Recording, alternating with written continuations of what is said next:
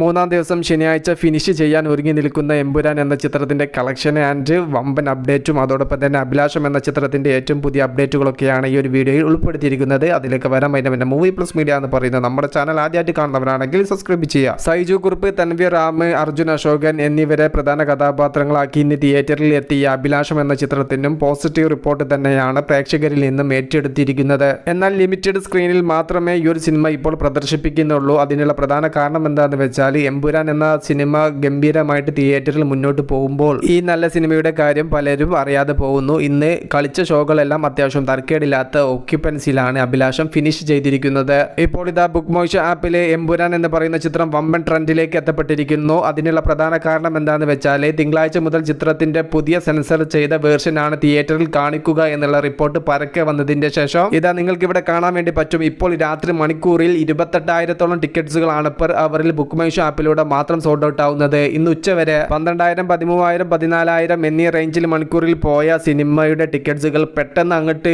Top ഗിയറിലേക്ക് shift ചെയ്യുകയായിരുന്നു. തിങ്കളാഴ്ച മുതൽ പുതിയ സെൻസർ ചെയ്ത വേർഷനാണ് തിയേറ്ററിൽ കാണിക്കുക എന്നും പറയുന്നുണ്ട്. അതോടൊപ്പം തന്നെ ബുധനാഴ്ച മുതലാണ് പുതിയ സെൻസർ ചെയ്ത കോപ്പി കാണിക്കുക എന്നുള്ള രണ്ട് അഭിപ്രായമാണ് സോഷ്യൽ മീഡിയയിൽ പടർന്നു പിടിച്ചിരിക്കുന്നത്. എന്തായാലും ഈ കാര്യം എമ്പുരാൻ എന്ന ചിത്രത്തിന് ഗുണകരമാവുകയാണ്. മികച്ച ട്രെൻഡിങ്ങിൽ സോഷ്യൽ മീഡിയയിലെല്ലാം നല്ല ചർച്ചയും കാര്യങ്ങളെല്ലാം നടക്കുമ്പോൾ ബുക്ക് മൈ ഷോ ആപ്പിൽ ആളുകൾ ടിക്കറ്റ് എടുക്കുന്ന കാര്യത്തിലും യാതൊരു മടിയും കാണിക്കുന്നില്ല.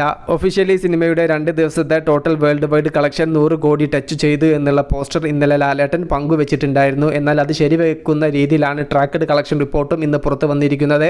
102 കോടിയാണ് സിനിമയുടെ 2 ദിവസത്തെ വേൾഡ് വൈഡ് കളക്ഷൻ. കേരളത്തിൽ നിന്നും ആദ്യ ദിവസം 14 കോടി 7 ലക്ഷം രൂപ, രണ്ടാമത്തെ ദിവസം 8 കോടി 45 ലക്ഷം രൂപ, അങ്ങനെ 2 ദിവസങ്ങൾ കൊണ്ട് 22 കോടി 52 ലക്ഷം രൂപയാണ് സിനിമയുടെ 2 ദിവസത്തെ കേരള കളക്ഷൻ മാത്രം. 3 ദിവസത്തെ ചിത്രത്തിന്റെ വേൾഡ് വൈഡ് കളക്ഷൻ 125 കോടിക്കും മുകളിൽ എത്തുമെന്ന് ഏകദേശം ഉറപ്പായിട്ടുണ്ട്.